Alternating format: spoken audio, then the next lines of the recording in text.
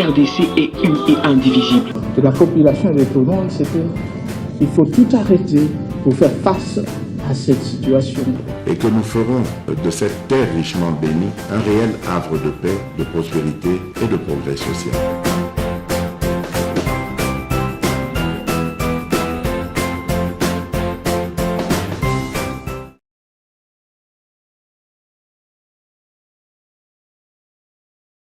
Walina Barumbu, commune ya Kinshasa, commune ya Lingwala, to singino merci.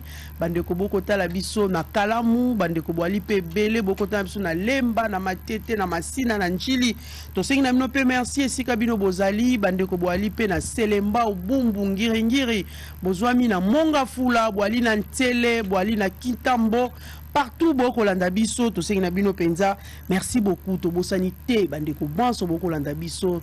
Na ba province ya République démocratique du Congo, ba territoire nyonso ya RDC même na ba fin fond ba obozu occasion pena ya kotala biso to sengi na mino merci aussi na bande ko banso ba kolanda biso déjà to ali en direct sur Facebook. Nous vous disons merci aussi na bande ko ba kolanda biso à l'étranger. Nous vous disons merci beaucoup pour na attention bo accordaka toujours na émission na bino. Merci pour na fidélité au boakana ngotango nyonso pour na kolanda bosolo na politique officielle na kati ya plateau na ngai na lina bande komi balé ndé na lobaki yango tanto to alina ndeko moko ya union sacrée otokosula pena masolo ya mboka to ali pena ndeko moko ya FCC. Je vous présente Benoît Yulama. Benoît Yulama, ali cadre na kati ya FCC Molamboka. Benoît, bienvenue na kati ya bosolo. Merci na ndenge pesinga occasion pour na sola ba congolais bisika bansu balandi biso. Et je pense comme d'habitude na bana wana bazali kukufa na est ya Congo likolo ya Kagame et les anglo-saxons. Nzambe na biso a protéger bango bango ni bako libérer Congo par rapport na onyo so bazali ko vivre puisque bazaba témoin ya agression et ba témoin ya violence na tuerie. Que notre Seigneur leur garde et les protège. Voilà, merci beaucoup Molamboka Benoît. Nous avons aussi Médard Kankolongo, Ouazali président, il y a Congo en avant. Molamboka Médard, bienvenue. Mamelo, merci. Na pesio, merci ndenge o permettre biso batu balanda biso na pesi kulutu. Benoît Yulama Mbote na pesi batu nyonso ba kolanda biso na émission oyo me Ozana succès moko na Delvo na zalaki na Delvo na gendaki ko installer parti je crois moi bilili moko ezali wana mais na kotaki na ravin moko ezana niveau ya lalu en tout cas ekosilisa bandako si le gouvernement basali et le côté ministre ya ITPR monsieur Gisaro soka Taliban ya lalu te ndenga ravin ezoya ezo risqué ebimati kuna baleli na bisi bango ke na kozana mamelo balobi yebisa mamelo abosa na bisote na niveau ya Dalvun na dia Delvo na bakadamo ya lalu ravin wana ekose na yebi makasi ekose période moko ba maîtrisaka yango te donc awa sikoyi eko uta bandako to amaye matiti na likolo awa sikoyi zo mata elie bandako semaine passée mituka mibale ekoti kuna bali soki mbuli ezobeta balala kate bandaka kosambela. Alors gouvernement central ba meka quand même kotala likambo wana mamelo ya lipasi baleli makasi kolo a yebana kosunga bango kaka na Delvo wana na posani pe lisusu po na tambola ki mwa mingi ena ya benga arrêt maternité baya kakobwa ka ba déchet nyonso ba lokotaka baneni ya brassicole ba ko bwaka pe ba déchet wana maternité eza place wana degré solomoko eza bisika wana nako kama bakonzo zolaka na bango balaka bakonzo bane mutema malamu surtout la vie de Kinshasa déchet bazoba solo okotel mabisika école peza wana soki bato balobi susu na belela bayoka baya kolongolela bango donc soki bakonzi bakoyoka biso basala quelque chose et que ça très bien surtout ministre ya ITPR balobi asala kina ngambu côté ya bandaki kufande azaka pe mwana ya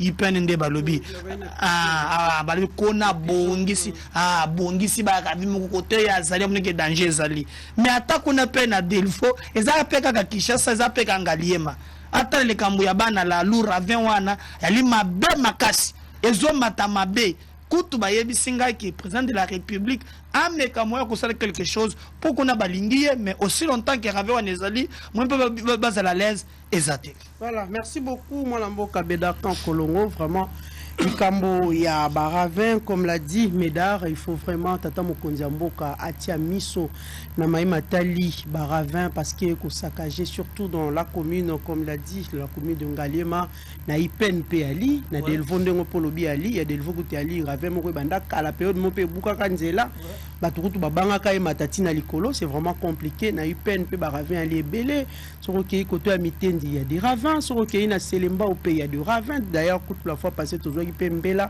ya bato ya Selemba o to ali pe na bilili awa ba kolela penza na quartier kitoki mosi na quartier camping ba kolela balobi ba ravin penza e ko tungisa ezoko risquer même ya komema na bato ya komema pe na bandako. Voilà, merci beaucoup à vous Médakan Kolongo pour cette contribution par rapport à l'évolution s'il faut dire et le développement de la République démocratique du Congo. Nous allons parler Maïmatali visite d'Emmanuel Macron en République démocratique du Congo.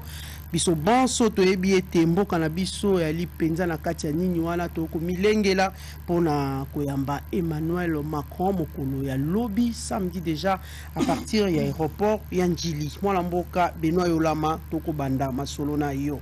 Je le dis tantôt que balobi union sacrée comme divisé.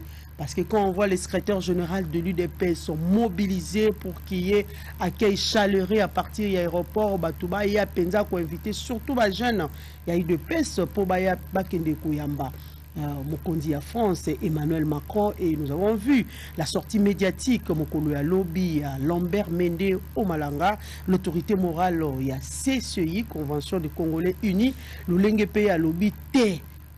Il y a à côté les misata beaucoup mon ata drapeau moro ya CCI côté les maté pour ekende koyamba Macron l'aéroport ou soit et accueillir na kati ya République démocratique du Congo. Siko moi lamboka d'une part on est en train de mobiliser, de l'autre part on est en train de démobiliser alors que tous sont dans l'union sacrée na habité makantino ya ligne.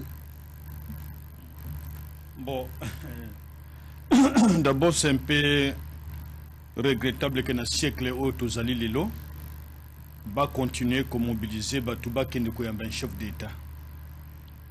À aucun moment vous arriverez en France, la France va mobiliser des gens pour accueillir le président congolais. Nous ne le ferons jamais. Ça démontre qu'il y a un complexe d'infériorité. Puisque c'est blanc, puisque c'est français, vous allez mobiliser les gens pour aller l'accueillir. Or, nous connaissons que M. Macron est à la tête de la France. Et c'est la France qui nous a amené les Hutus dans notre pays. C'est la France qui avait mené l'opération turquoise. Et c'est la France qui est aujourd'hui l'une des nations ayant servi les anglo-saxons pour que les anglo-saxons nous fassent la guerre. Et la France a des relations, de très bonnes relations avec Kagame. Et c'est la France qui a permis au Rwanda d'avoir le secrétaire général de la francophonie. Et c'est la même France qui par moment s'est imposée pour que le Congo ne soit plus aidé, contrairement à ce que Chirac faisait à l'époque.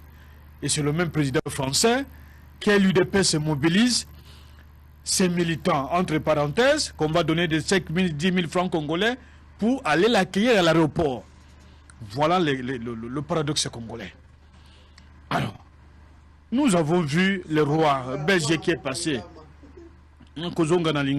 puisqu'il y a les services français qui sont à Kinshasa et qui comprennent que nous ne voulons pas de la visite du président français sur le sol congolais. Il est chassé par le petit Mali, par le petit Burkina Faso, chassé aussi même par la Guinée, où il y a un militaire d'origine africaine mais français qui a pris le pouvoir. Mais les diplomates français à qui rassurer après les échanges avec le président et à l'Assemblée nationale. Il n'a aucun pouvoir, maman. Par rapport à l'accueil à Macron. Il n'a aucun pouvoir, le diplomate n'a aucun pouvoir. Lui ne peut dire que ce qu'on lui demande de dire, il n'a aucun pouvoir d'engager l'État français s'il n'a pas eu le mandat. Ça, c'est la préparation. Non, ça c'est la préparation de l'opinion publique, la préparation de la communauté nationale pour que Macron soit bien accueilli. Même au Gabon, on a contesté, il y a eu des marches contre Macron au Gabon. C'est seulement si au Congo on dit on va accueillir. C'est seulement si au Congo les gens disent Mboto Keneko Yambaye, To Yambaye Nesengo. Bayamba ki Pérou, Belgique, Bango Bila, Bini, Babini, Lokola, et Batua mon papé. Et qu'est-ce que nous avons eu après? Plus rien. On a constaté Makabona Bango, il y a Bango Kuna, Naibike, quand Mende et le fait, il a des intérêts. Il y a des intérêts qui sont parfois de la politique interne. Naibi comment ça fonctionne. À l'époque, il était un nationaliste qui était reconnu, mais Mende ne peut rien faire sans intérêt. Il ne peut rien faire sans intérêt. Toute sa vie, c'est comme ça qu'il existe. Sauf qu'il y a du Salango, il sait ce qu'il est en train de poursuivre. Il sait. Alors, le débat interne, il y a Igno, il y a Batu, il y a Ignoana et Talingate. Moi, ce qui m'intéresse, c'est que Congo, il faut l'ongwana stade et complexe, c'est que ce qui mundela comme Kouya, Bokeko Binelaye, Bokeko Betele Maboko, ça dénote une nature beaucoup de Mabé et Bissouba Congolais. Yepsanga depuis président congolais qui est en France. Aussi, il y a un parti français mobilisé pour l'accueillir. Aussi, il y a un go. Je peux ne pas partager de point de vue de M. Mende. Mais est-ce qu'aussi, il y a un Katia France, un président congolais et un parti socialiste français, un parti républicain français ou tel parti mobilisé pour qu'on ait accueilli un président africain? Ils ne le font jamais. Parfois, qu'un aéroport, c'est un conseiller de l'Élysée qui va vous recevoir. Mais ici, chez nous, on a fait une affaire d'État. C'est ça qui est très grave. Il n'y a plus le sens de l'honneur et de la dignité. On croit que lorsqu'on est en face de l'homme blanc d'Azali, sous quelle existence dans le monde. Ça ne peut pas se faire, madame. On doit quand même se faire respecter, puisqu'on ne vous respectera jamais dès lors que vous êtes incapable de vous respecter. Ailleurs, le petit pays, comme le Gabon, comme le Mali, comme le Burkina Faso, Bazali ko Benga en France, Awa Macron, Aye ko zoa bé de foule, Bazali ko Yambaye, ba mobiliser, Bazali a communiqué. Mais la France se manque de vous, puisqu'il y a la DST ou les Aliawa, la direction de surveillance des territoires, les services de sécurité français, Bazaliawa. Mon coloko, yoga que président africain, même il y a Congo. Un parti français, un parti de la gauche, extrême gauche, est mobilisé pour Bayambayo. Ce jour-là, c'est que vous avez déjà vendu votre pays. Donc, comme le cola, donc, le cola, moi, habité, bien côté, dans Balabala. Oya, yeboke, ko beta maboko. Oya, yeboke, ko bina. Oya, yeboke, mais, oya, bo pesi diamant. Oya, yeboke, ko tebe, non, mais les diamants, pour pesi diamant. Mais, tout ça, wapi, baba. Tout ça, wapi. Ils allaient que ça là son mingi. Mais habite ceux qui bakanisa contact humain, bakanisa contact créature nzambe. Que bon bazali ko sala wana. Ils allaient bu soto, ils allaient ko mi zongi sa sima, ils allaient ko mi manquer considération d'abissement monko. Au lieu que les gens se lèvent pour dire France c'est trop. Ah bazo beta maboko, il va finir la guerre. Non, tout le monde va mouvement citoyen. Nous avons vu la jeunesse na Goma, Lolenge Batumbi, drapeau il y a France et puis le mouvement citoyen le Lolenge va manifester qui devant l'ambassade de la France. Ils ont dit non à Macron en République démocratique du Congo. Ouais non comme on a ngoté en France 24 ko ngoté na RFI. Manifestation ça, vous pouvez vérifier mais local qu'est-ce qu'ils vont faire avec ça parce que les Français parfois ne suivent même pas les chaînes.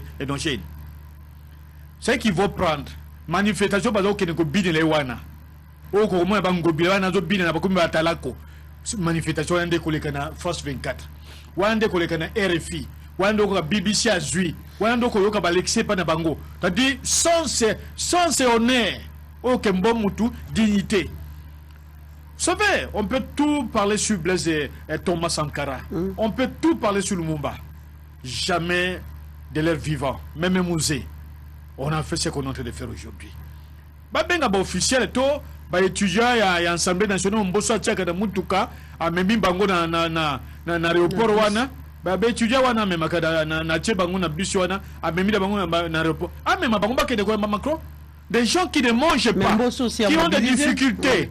Mais ils mobilisent ces hommes à l'Assemblée nationale, c'est une union secrète. Il peut aller avec eux, ces étudiants qui sont au Parlement. Ils peuvent facilement. Et ils le font. Ils ont 10 000 francs congolais. Depuis Tongo Nano à l'été. Transport les alliés combattants. Biloka Collier les alliés combattants. Mais Bango Kaka, Macron va résoudre quel problème? Mouzito apparemment reste positif. Quel est positif, maman? Mon parti pense que votre venue en RDC contribuera à mettre fin à l'agression rwandaise. Non, peut-être à Zoé Bapé, réalité, il y a donc la géopolitique internationale. Je vous dis que présentement, la France a des difficultés économiques. Et vous avez entendu Gilets jaunes en France. Macron est en difficulté. Macron a été réélu, c'est grâce à son discours sur l'Europe. Sinon, Marine Le Pen allait gagner l'élection en France. Peut-être que a gagné qui? Si c'était au Congo, on allait dire que bon, c'est Le Pen qui avait gagné. Et Macron a des sérieux problèmes en France, sur le plan économique, bien qu'il soit économiste. Et qu'est-ce qu'il cherche? À déboucher pour faire fonctionner son économie. Il ne vient pas pour résoudre le problème des Congolais. Puisque si c'est réellement le Congo, il allait le faire dans son pays et dire écoutez, trop c'est trop. J'ai appelé le président Kagame, un point de presse, il tient. Trop c'est trop parce qu'il y a eu plus de 10 millions de morts au Congo. Il ne l'a jamais fait. Il le fait que quand, un peu d'une manière timide, puisqu'il a commis Koyen au Congo, pour que les Congolais bayambaye. Babete maboko comme Nzambe. Na siècle oyo. Bozo kende Koyen baboza mundele, adana poswa pembe, boke bobeti maboko. Bobini. Mais tout ça quel type d'homme? Tout ça quel type d'homme? Sans ses dignités, sans ses honneurs, Kaka Kobina. Et selon même, après on va vous dire qu'on soit. Voilà. Nous sommes. Comment nous voulons que les sociétés soient respectées? Avec ces attitudes-là. Nous pensons que comme le roi belge est passé ici, le premier ministre est passé ici, si on ne prend pas le courage d'ordonner pour que Bissoto récupère les territoires qui sont récupérés, donc conquis par le Rwanda, n'entendez aucune solution de la France. Que la France a échoué au Mali, au Burkina Faso, avec son armée. Et la même France, vous donnez aujourd'hui confiance, la France va tirer sur Kigali. Or, la société française Total a déjà bénéficié de blocs pétroliers à Ituri. Et ils ont causé avec le président congolais que la France doit avoir un nez sur ces blocs pétroliers. C'est seulement cela qu'il est en train de faire. Il va vous dire sur la forêt. Combien a-t-il donné au Congo? Bon, on appelle ça Gabon. On appelle ça Congo Brazzaville. Et l'équipe Moussolo, les gens se réjouissent pour 100 millions de dollars qu'on va verser, et 200 millions qu'on pèse dans le Congo, 300 qu'on pèse dans le Congo. Mais bon, on a petit pays, qui n'ont aucune capacité d'absorber effet produit dans le monde, même l'Afrique du Sud. Mais on va continuer moi 100 millions comme mais ça dit que moi ça en tu tiens en poche. Donc c'est ça. Qu'est-ce qu'il y a en train de l'habiter Macron? Benoît Yolama, je l'ai dit tout à l'heure, Maïmatali, mobilisation, s'il faut dire, il y a population à Goma, ainsi que quelques jeunes, il y a mouvement citoyen à la ville province de Kinshasa. Le Lenge, Basala qui penza, il marche, Ndenge, tout le monde qui n'a Billy Ndenge les kaki. Siko Malobaya, secrétaire général à IDPS, Augustin Kabouya, Moto Nyonso, Oya Koluka, Koseme Terrer, ces jours-là, il sera maîtrisé. Bon, puisque nous sommes dans une dictature, il a raison de le dire. Et la liberté d'expression d'opinion, où ils allaient couler dans la constitution, il ne dit absolument rien. Et ce que Kabouya oublie, le jeune Kabouya, oublie ce que le pouvoir est ici là. Nous avons été au pouvoir, nous connaissons comment les choses marchent. Ce qu'il oublie, c'est que l'armée, mon côté, est au-dessus de la population, et l'équipe population. Ce qu'il oublie, c'est que la ville de Kinshasa n'a même pas 20 000 policiers pour contenir une population près de 15 millions d'habitants. Et si cette population se prononce aujourd'hui, Kabouya est en exil, à Kokati Dangabake. Et donc il doit avoir un langage. Il ne sait même pas vraiment ce qui est vraiment dans le cas chrétien. un langage que quelqu'un peut parler, on dit bon, un responsable a parlé, il a apaisé des gens, mais des menaces. Et je crois que probablement comme Bazaba a recru à Sikananka UDPC, il ne connaît pas ce que nous avons fait à l'époque des discours alliés. Mais la bimension n'a pas la balade. Et n'a pas attention aux alliés comme ça les maboués. La population peut pas observer. Attends quelques bâtiments dans la cité du fleuve, dans l'hôtel du fleuve Kounan, appartement. Mais nous connaissons partout sur qu'il.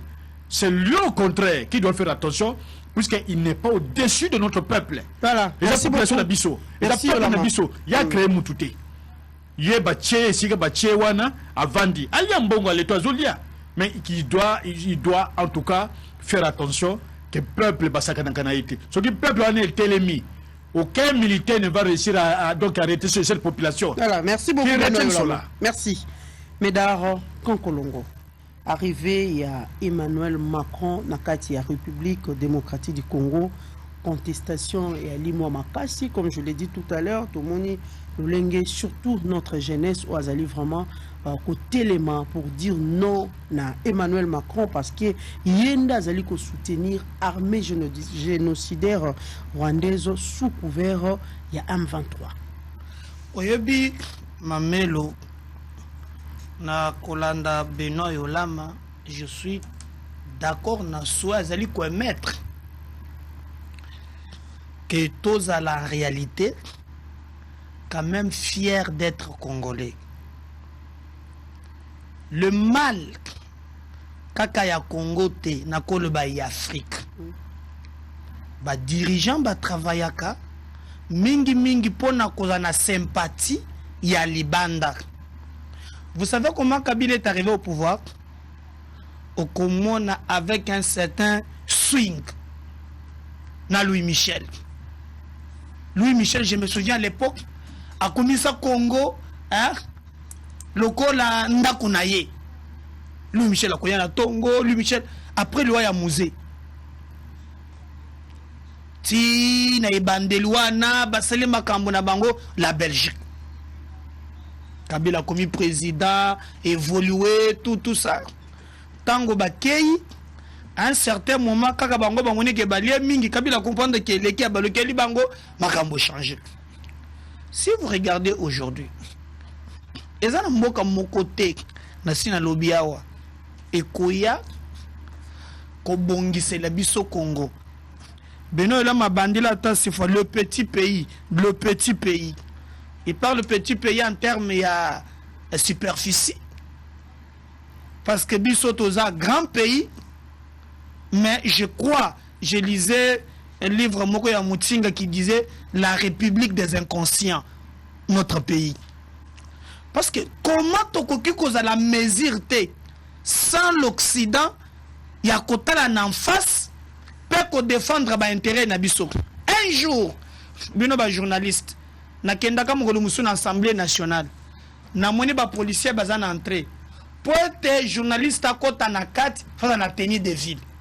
Na mwana Sonia Rolé aya na kilote atie nini ya RFI ba policier batiki ya koti na telemi na tona ba policier wana ye na kilote a koti na Assemblée nationale po ba combien RFI aza mundelon Congolais tia veste na cravate lolenge na biso ba ya kokanisa en tant que peuple ils ont posé problème on ndetro na busolo boy au Kosala, émission impeccable, jamais à malamoté.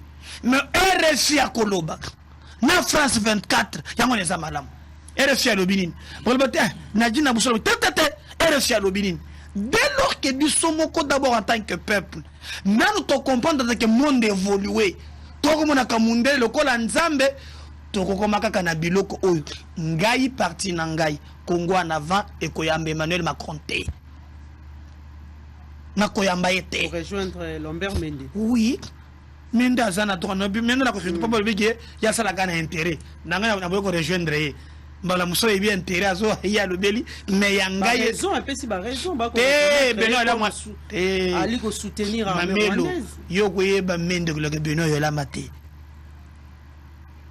Nous t'avons Mende ko le Benoît yo la mazate afanda na ye basala ba point de presse baza tout s'il te dit gaza muntu ba intérêt ndumela ye ngana yoto zaba innocent côté wana yango na bien ko rejoindre les pays à intérêt mais pour le reste il y a eu ali sans intérêt mais un patriote intéresse la population congolaise exactement te balu ya za intérêt eza pour intérêt nini ya solo ande minebito kutele bino tango ko so parole ko tone mutuna ya poste pe mo solo seconde nazo ko intérêt ya ba congolais na boite ke bazo yamba yamba démocratie yango wana mais pour moi ko yamba Macron lelo lorsque ozolanda mutuna lusako na tuna kiye na Paris il n'a pas répondu à la question azo benga M23 milice d'abord yoka elle a utilisé ces milices de M23 alors qu'il y a bien que ezali Rwanda ozali ko agresser biso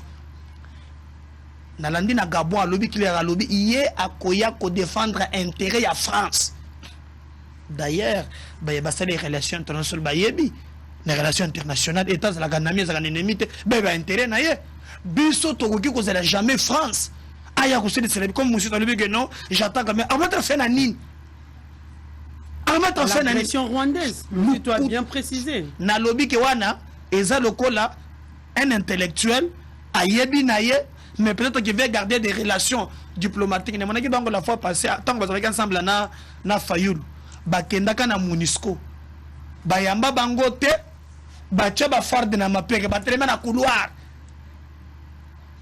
Donc à oppose au pouvoir il faut mundela sepela na yo conception des amabe babengi biso République démocratique du Congo. La démocratie c'est le pouvoir du peuple. C'est le peuple qui est souverain. C'est le peuple qui est détenteur et à pouvoir. Tout ça là que ceux qui tous ont beaucoup dit, tout ça là que peuple avant que les bandes, ce qui est vrai, na moya lelo, mokile comme ce qu'on appelle en français village planétaire. Au côté yo mon côté. Tu as besoin des autres. Même les États-Unis, mais il faut collaborer. Mais il faut d'abord définir oyo bino moko bolingi en tant que mboka. Le sali na bino et koki ko uta na mboka mususu te. Maman, regarde aujourd'hui, na Sahel, la France a presque joué na balignoso. Ils ont tourné contre eux. J'ai vu même oyo bango ba soutena qui passe le coup d'état Doumbouya. Maintenant on connaît qu'on a côté que dynamique interne et anti-France. Au moment que ça qui s'est fait au Mali, bayabis ba pesi bango une semaine balobi même l'administration ba mona français té. Ils ont tenté avec la Côte d'Ivoire, hein, ba militaire moko ba déstabiliser, ils ont échoué.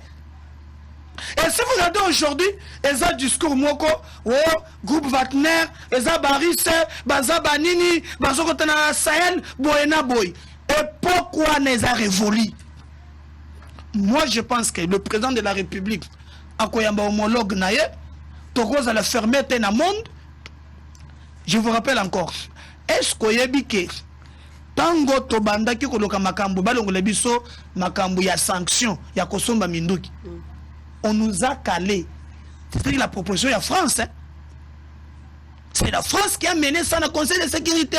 Que nous va maintenir sur le régime. La pression a tellement monté à l'interne que la France a compris que non, il y a un danger. Ils ont tenté d'envoyer quelqu'un ici à Yakiawa. Oh non, besoin de sanction. Et ça, à la fin, trop tard. France a l'ingébi sauté. Ne nous valons pas la face. Mais qu'est-ce qui fait que Motoalingi Bissoté, on les reçoit toujours? On est toujours, on est d'ailleurs les pays où il y a parmi les membres, il y a OIF, organisateurs d'ailleurs, il y a OIF. Ah, mais maintenant, il faut que barrer la relation. Vous allez continuer à garder, s'il faut dire, les militaires français. Ah, parce que vous allez former les militaires congolais. Alors, notre pays n'a aucun commandement à nous remonter. Qu'est-ce qui fait qu'on n'arrête pas cette diplomatie? Et même les ennemis, même Nabitumba, vous êtes appelés à discuter. Même quand il y a la guerre, Mamel, il y a toujours couloir. Talana, par exemple, Tala Ukraine n'a ici. Bazon Dongwana, non? Mais couloir, mon gars, tu n'as sur le Laïzali. Même dans la relation diplomatique, même ton ennemi, on s'appelle à discuter avec lui. Il n'y a pas de problème. Mais pensez que France, à quoi avoir pour calmer la situation comme pense Muzito ezali kosala mbeba moko ya kosakana te.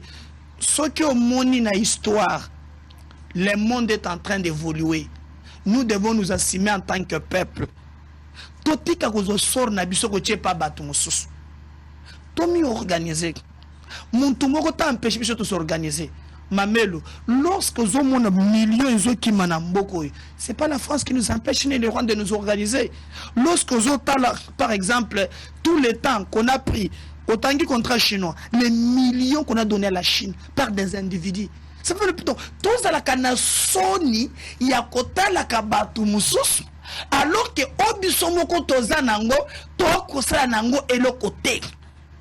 Nous, c'est les autres, pas nous. Mais qu'est-ce que nous faisons nous-mêmes en tant que peuple? On est divisé. Par la critique à peuple français, regardez. Baye Babomi Batomoko, na ba frère Kouachi, na Charlie Hebdo. 14 personnes. Qu'est-ce que vous avez vu? Par la critique à peuple. Est-ce que vous avez la superficie mon était? À l'époque, j'étais François Hollande. Na moni Hollande akei kozo Nicolas Sarkozy. Batelemi, Basimba pour on a tué 14 Français. Ils ont mobilisé le monde. Mais regardez ici à l'interne. Lorsqu'on égorge nos compatriotes, au plateau, au contraire, nous démobilisons même les troupes. Donc, tout ça, Moussika. Bissomokonan, avant de voir les autres. Bissomokonan, qui nous empêche? Battu na fonction au Yibi. Battu na boy au Kati. Battu na boy. Mundela Zawanate, Kagama Zawanate, nous-mêmes. Nous devons nous organiser. Tout le monde sur la Makambo, on dirait, on a besoin de se développer. France a respecté Bisso. Mokolo Akoyoka ki. Tozu Minduki ya Makasi. Tokomi na baswa, bavion de chasse. Tokomi. La relation internationale, c'est le rapport de force. Voilà, merci beaucoup. Hein? C'est le rapport de force. Tout celui qui sèmera les désordres sera maîtrisé, a dit Augustin Kabouya. Je ne sais pas, dans le contexte s'il pense que... Parce que tu as vu que City n'est pas salama, marche fait que salama. Parce que ceux qui... drapeau, tout le monde qui me dit na go. Mamelo Zela, pour ceux qui ont le dans contexte, na prétexte. Je ne vais pas aller vite. Alors, s'il a parlé dans le cadre de non, pour na marche, là j'ai dit non. Na ABC non. Il y a un contexte, ça devait la quitter. Et donc moi j'encourage ces jeunes à manifester. Va manifester. Voilà que ça, Macron, que ça ne passera pas. Aza paraît à Kagame. C'est connu de tous. Si tu n'en es au changé, je crois. Pour le pays. Tu as bien le même chose que si tu n'es pas là, la raison c'est là peu mon. Na ba marche à Ebsayo. Il y a tout le monde qui Mamel, le site peut changer quoi, c'est ça? Il n'a pas besoin de changer ma cambo belé. Aujourd'hui, Bango Balabaraza Bazala pays à démocratie, non? Au pays respecte la liberté d'opinion. D'ailleurs, je n'ai landi ni moko éditeur de la France 24 lobby. Bango va comprendre yango. Bango ko maquiller. Oh non, il a dit que non, souveraineté ya Congo, bako toucher te, ba congolais balinga lo baka game, tout ça.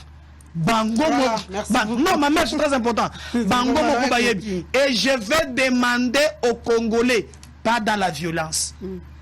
Ko bamba libanga te, ko finga te, mais bozo même ba kaliko, ko talisa ye. Que awa tolingi biloko wana te. Baye bazo kufa eza makila na biso. Ce sont nos frères qu'on égorge chaque jour. Des fois quand on a tué, on ne parle pas de Kishiche aujourd'hui. Hein. 300, 400, 500 personnes. On tue comme ça, lâchement, par un petit monsieur qu'on appelle Kagame, un petit sanguinaire. Et Macron dirait que non. Je parle au président Kagame. Je demande au Rwanda de... Voilà. Et lui pense que via 14 Français, où il y a celle qui marche à mobiliser qui mokili, na Charlie Hebdo. Aza Moutouya. On a tué des journalistes dans Sahel. Je l'ai vu. Côté le mobilisé Moukili. Et vous pensez que la vie des Congolais a moins? Voilà, merci. Merci, Médard Kankolongo. Ba jeune wana, bo kende ko manif, même mokolo ko ya, bo fingate, bo zoba kaliko, bo zoba Bristol, bo koma.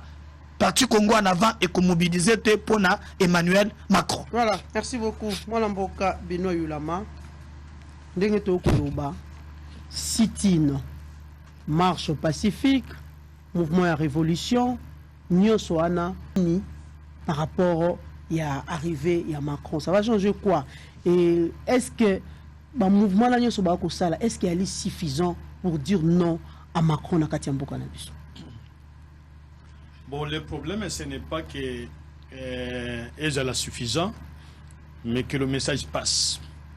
C'est le plus important, puisque même bazali comme na ndeko Kabuya, bazali même échantillon à ville à Kinshasa. Même bazali kotambola contre Macron, bazali même échantillon à Congoté. Et peut-être la différence seulement au niveau de Goma. Et ce qui est étonnant, c'est que français et Yebi, service français et la sécurité travaillana Maroc au niveau de l'Afrique centrale, service français à sécurité et Yebi, tout ce qui s'est passé dans les pays francophones, où ils ont des agents, il y a le Lengenjonso, au bas format, au bas recruta, na au bas mouchar, au bas toujours prêt à travailler, à couper sa information. Et la France est au courant de tout cela. Même un génocide où il y a 800 000 personnes. Mais nous avons perdu plus de 10 millions de citoyens, de causes directes et indirectes. Aussi, la France a condamné. Et je vous dis que l'un de tout premiers qui a osé de taper sur la table, c'est Jacques Chirac. Où il a soutenu dans le Conseil de sécurité. C'est Jacques Chirac qui avait fait passer par résolution ébélée. Ah, même Nandenge Naoki. Mederazo Babao Bayaki a pour une situation à armes et à Nations Unies. C'était un Français qui avait conduit la délégation. Pour interpréter, résolution. Ils n'ont pas interprété la résolution du niveau du Conseil de sécurité. En Congo, qui a interprété la résolution, j'ai dit qu'on expliquait aux Congolais ce qu'ils estiment. C'est-à-dire Congolais à Tangate, Congolais à Yébité, qui professeur à l'Engenio surtout à Bango Awa, Bayebe côté. Bayebe qui a interprété. C'est lorsqu'ils ont vu l'église et Télémi, lorsqu'ils ont vu l'opposition et Télémi, lorsqu'ils ont vu des jeunes bataillons à Katia Goma, basés sur la marche, ils ont compris que Benten a bango et qu'ils allaient risquer, qu'ils allaient amputer. La France n'est rien sans l'Afrique. Mais ici, on est en train de se réjouir. Qu'est-ce que les Belges ont fait? On a rappelé au président congolais. Ouais, c'est bien qu'on a Kigali. Que le président Chilombo disait qu'il n'y a aucun accord. Il faut qu'on respecte des engagements signés, pris avec Kampala. Et Kampala dit quoi? Kigali, je m'excuse. Kigali dit quoi? Il y a des engagements qu'on a signés avec le Congo. Et quand les autres veulent vous ramener dans l'engagement, bon accord d'Addis Abeba et comme ça, l'accord d'Addis Abeba est sur l'internet.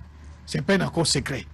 C'est un accord public. Et on a vécu militairement les Rwandais, les Ougandais et les réformateurs anglais et américains sur le terrain. Même dans le cas de contrat chinois, peut-être pour votre information, je vais vous envoyer la documentation. Le citoyen qui a signé le contrat chinois, qui est parti négocier, c'est un Canadien qui a été envoyé par les États-Unis, la Grande-Bretagne et la France. C'est lui qui a été le DG de la GECAMINE.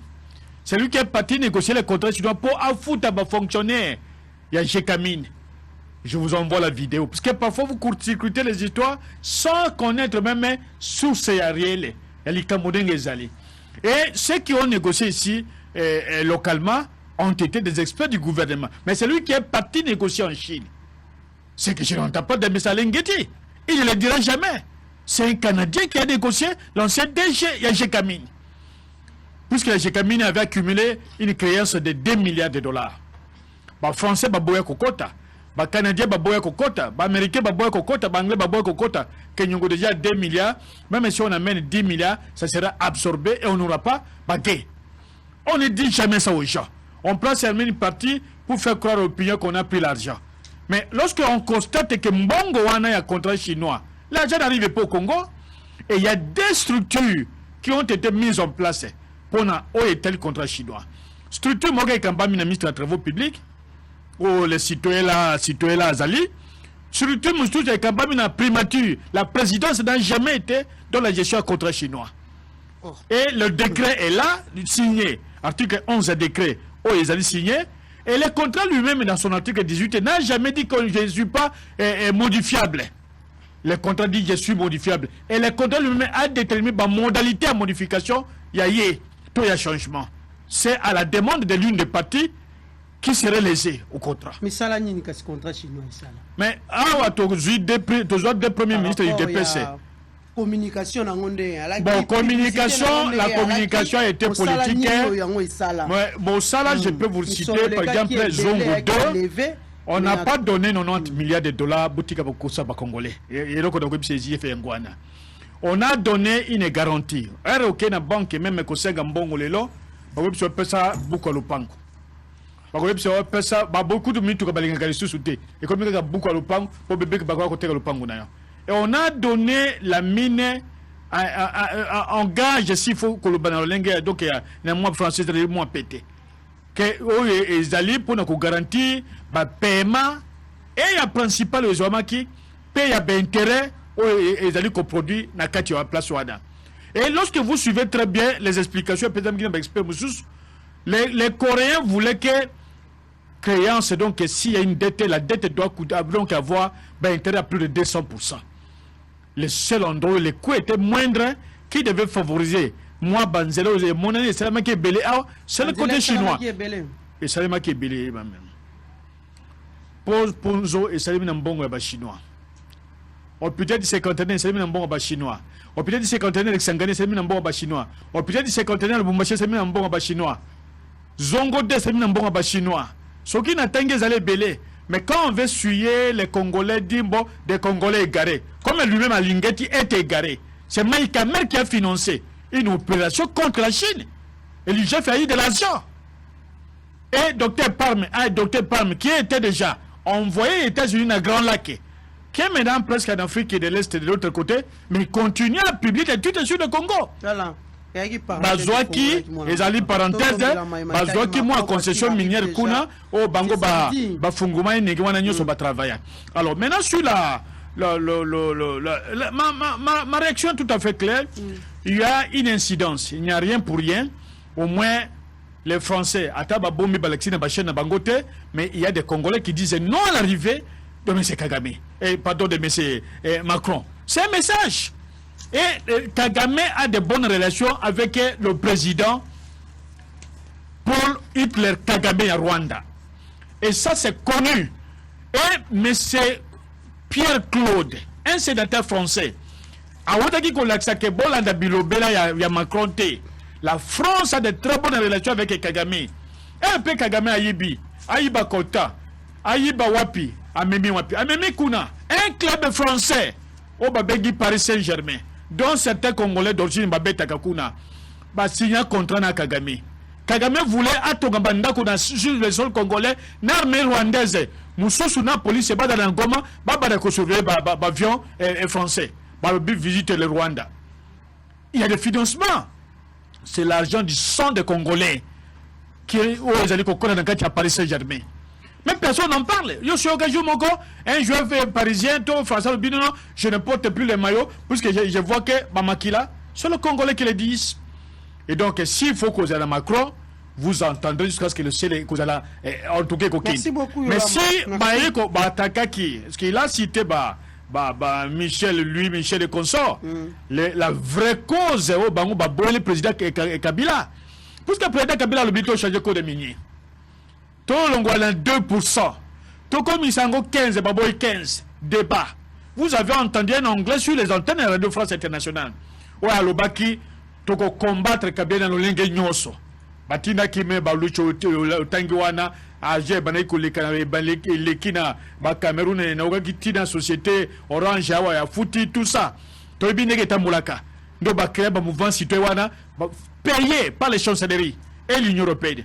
Et même les diplomates de l'Union européenne. aye awa kembo bayambie na mboso ayambie koko mboso ayambie bayambie na premier ministre, mais l'Union européenne donne 20 Motorola à l'État congolais, à la police congolaise, 20 Motorola, 1, 2, 3, 4, 10, même biso etozangi mosotuki kosombango, mais l'Union européenne donne 20 millions de dollars à l'armée rwandaise. Et la deuxième puissance de l'Union européenne, c'est la France. Et qu'est-ce que Macron va dire? Voilà, merci beaucoup.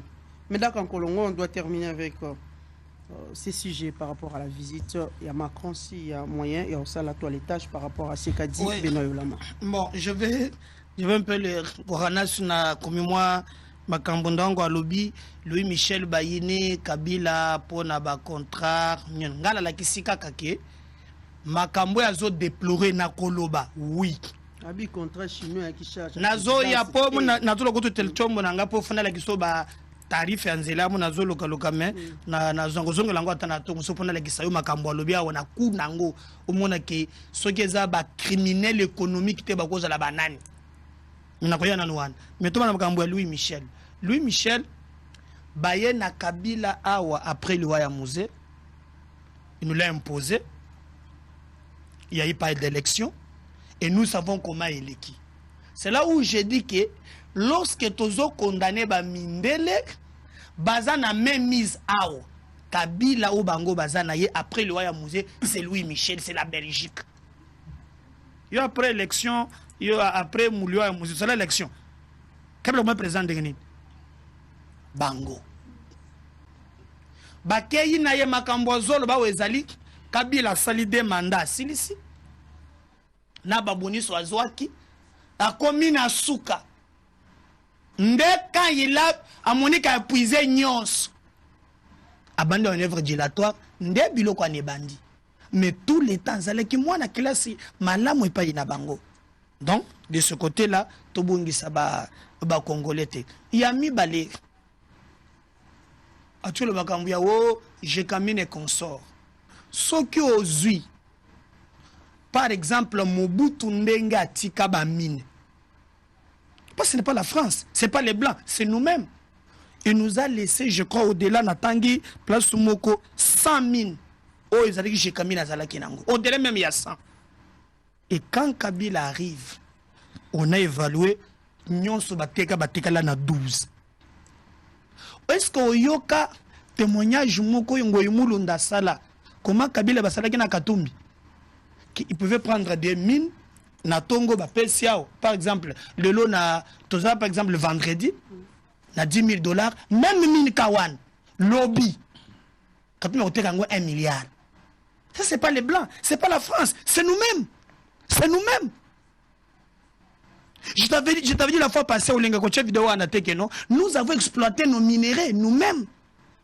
Awa Kabila Katumbi et témoin Nangango Yumulunda. Le minerai commence dans 2 ans, s'exploiter dans 40, exploiter dans 2 ans. C'est pas la France. Nazolinga pe tangu toko lebe la batu, hein, tomita la paix. Biso mokonanu, avant de voir les autres. Oh, les États-Unis, et ok, Bazamabe et Bongo Biso. Remettons-nous en cause. N'a pas ce exemple, moko, vidéo ils ont circulé. Comment mine nabino? On les a bien yabatunyons. On estime que beaucoup exploité dans 40 ans. Mais bino vous avez 2 personnes, Kabila Katumbi, bojongo dans 2 ans. Pourquoi ça n'angoni? Rien. France azate, États-Unis azate, bon bazakunate. Et puis Benoît Yolama est bien très bien. Oyebi pourquoi nous avons rompu avec le FMI, avec PECD, Albert Yuma. Gestion par Yabakare minier.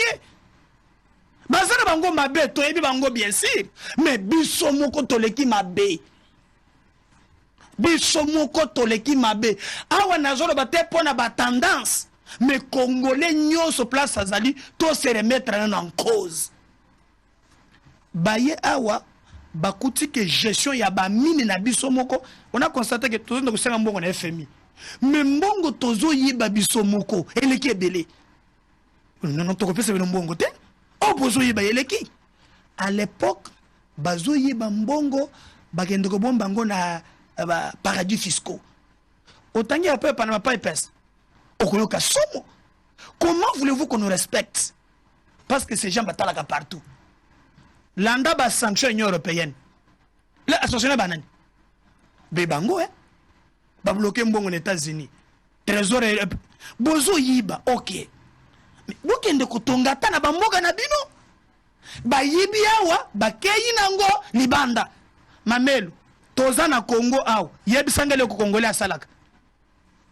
Même li poli akanga journée libanais. Et tango na sali ba bisinga ko même na omoni nini ya o tchepe une victoire. Ezaki ya l'état.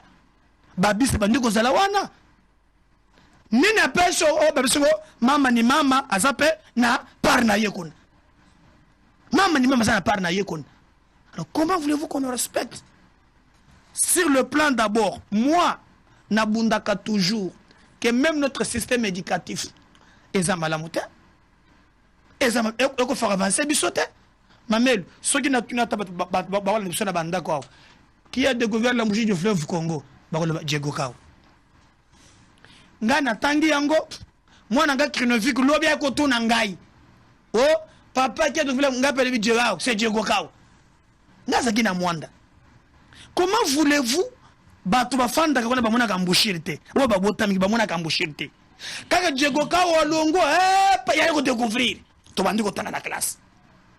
C'est Diego Kao, c'est Diego Kao. Ba koko na biso bamona kambushirite. Ya ko découvrir. Lorsqu'on nous inclique même bilokwan, bisomoko nous n'adoptons pas même pas notre système éducatif. N'a pas besoin na biso, c'est très grave. Tozwaka ba minéré na biso en état brut. Ya bisanga classe biso c'est vacananine. Rien. Tu sais que le côté. Comment ça? Mamel, biso to sala kanini. Ya bisanga loko ba congolais ba salaka. À part français na ba diplôme. Tu sala kanini. Qui dans utaka Chine. Elle ne sont utaka. Tu sala kanini. Garage jamais même il y a ouais peine ciment kendo dans les Libanais bazakun Libanais bazana kati partout et nous devons nous remettre en cause on ça peut savoir on ça la nyonso na ko biso que to sala ko to mamelo nous devons nous remettre en cause avant de voir les autres. Moi je viens j'ai fait 2 doctorats. J'étais en Suisse. Au Salakanine Moyibi. Chaye kakawana koyiba. Nous sommes alors on a fait en anglais. Good morning. Pour impressionner yo. Chaye Moyibi. Nous devons un certain niveau avant de voir les autres. Tomita la bisomoko. Tozana nkita boni. Babenga kabiso scandale géologique. Nous faisons quoi? Ngana pèse exemple moko. Namuna ka ba ingénieur na biso. Zwa tronçon Willery, TNRB.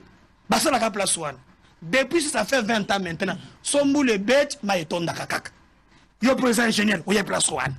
Lobimbu le bête ma etondi. Ça sont les ingénieurs. Ça sont des ingénieurs. Donc, nous ne devons pas seulement voir. Je chute pour dire que non. Na tout monde a France té. Tout le monde a battu na té. Bissomo koto définir ce que nous voulons en tant que peuple. Parce que Mayima Salami na mboka na biso est grave. Na kola ke sayo awa peut-être y habiter ba makambolelo ya contrat chinois. C'est très grave. Au moment il a épargné, il contredit. Alors que ça a été géré par la primature et non la présidence. Mais Matata Mpogno, Aouti Koloba Awa, j'étais dans une émission avec Israël Moutombo. Donc, tu as que tout est naïe place ouana, Matata avec la Robi, et l'Okowana et les cannes primature. Et l'Okowana et les cas, il y avait commission qui a suivi, aux Alaki, piloté par Moïse Kanga, na présidence Kabila. C'est lui qui a dit c'est Matata Mpogno, Benoît Lama. Comment on peut contredire Mouto à la gestion? Il a clairement dit tout est zali au Kosoko Talango. Bakabola mbongo lokola makayabu. Na couper so ba monta kala mengite. Tana ko zuna ko to parler à parole musu. Coupable basé belé na dossier grave. Okoyoka ba monta ba tongi nango njela na ba hôpital ko ka. Biloko atangia ko monta tongi nango. Surfacturation konjimate. Ça ce ne sont pas les blancs, c'est nous-mêmes. Et comme balo ba muzitu. Oh, kotona ngate tuna matata. batuna matata oko tuna ngate tuna ekanga na kabila tuna katumbi. C'est comme ça et mbongo ne se volatiser. Même pas semblant à procès. Ce n'est pas les autres. D'ailleurs, il y a un article où balobi tous coupables mais personne ne veut assumer on de konabiso au pandisango Gauthier c'est a commis a cité Matata, a cité Katumbi, a cité Muzito, a cité Ekanga, puis a cité Jean-Marie Kassamba, directeur à Télé 50. Mais yo otangi bango. Mais moko ta zondima.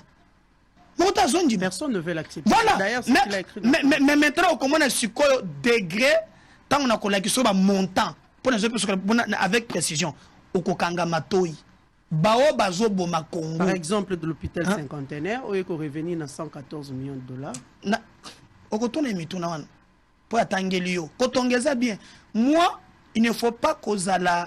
L'hôpital qui est déjà construit, et c'est un qui est réhabilité. Non, 114. Mais même dans le cas, moi, nous personne la mingité, chiffre, au moins, c'est très grave. C'est très grave. Moi, un jour, j'étais dans mon bateau, comme mon angai. Batouana, Bazali. Il faut chuter. Je te parle là. Batouana, Bazali, la société, na bango, par intermédiaire, Babengango, Moumi, Mutanda Mining. Ils ont payé Mbongo ya l'État 100 millions de dollars. Je dis bien 1 million, 100 millions de dollars. Bakamati, Bachango na BCDC Lubumbashi. Nanazaki ministre des Finances à l'époque, Yav. Nanazaki na DGI, Dieu donné le Kadi. Bazana bomoui, nana bakofité. Mbongo ekei. Il faut pas ça bango ba récépissé zonge da bango pour bazana preuve. Ba mona ke le côté. Suka mbongo zongo na te. J'ai parlé de 100 millions. Pa maman. Bato yo ne bolo ba pena kamwaka. Ba bandi ko landela trace na mbongo de tezate. Nazana mukanda ya vaye kokomo. Mais papa depuis ba futi mbongo, hein? Je suis dans l'incapacité na tracer zongo na te. Oui ba bisinga la fin de nini. Oh, et longo Lubumbashi et Kotawa, et Zunzela, et les Kingasani, et Zokota, netu côté à Voilà, merci beaucoup. Mais cet argent, 100 millions, ma mère n'a chité, pardon. Ah, t'en as chité. 100 millions de dollars. C'est pas les blancs. Wana na tangilo bat. Ya vazana bomo ministre de la finance Azali. Même Nathan Nabiso, au même la union sacrée, le même système persiste. Mais pourquoi pas ne pas justifier son Gabiso?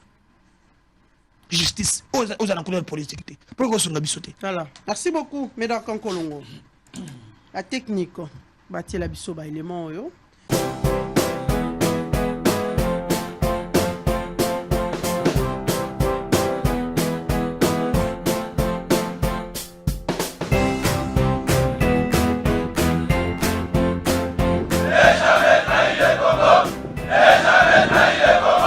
La RDC est une et indivisible. De la population et de tout le monde, c'était il faut tout arrêter pour faire face à cette situation.